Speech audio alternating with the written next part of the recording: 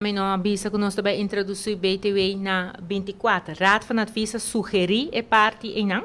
para introduzir na área 2024, pero agora que não que nós também no sistema aqui, botinho o sistema traja Passina é por produzir, entre outras, informação financeira que o botim mester para por adaptar a tarifa de BTW. Você também está de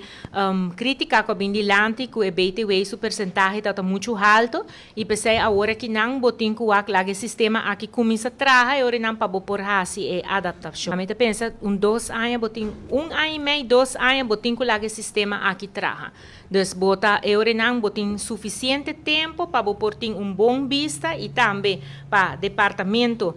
de imposto agora não também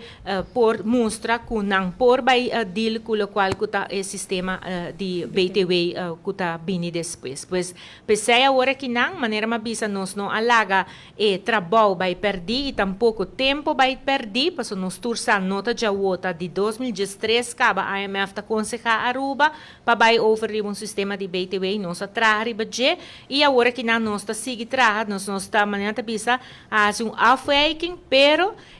lo qual que nós tem algo que não para introduzir tá mímica de lo qual com BTW lo tá ora que está trabalhando, pois algo que não nós lo tem com maneira bisa para nós tur há espaço para por costumar com esse sistema aqui não. O Ministério de Finanças para 1 de janeiro 2024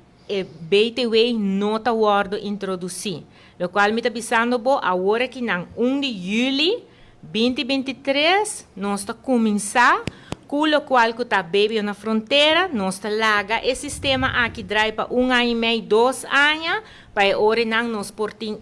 informação espaço para por costumbrar com ele para agora nós por vai offer de uma maneira mais eficiente arriba BTW.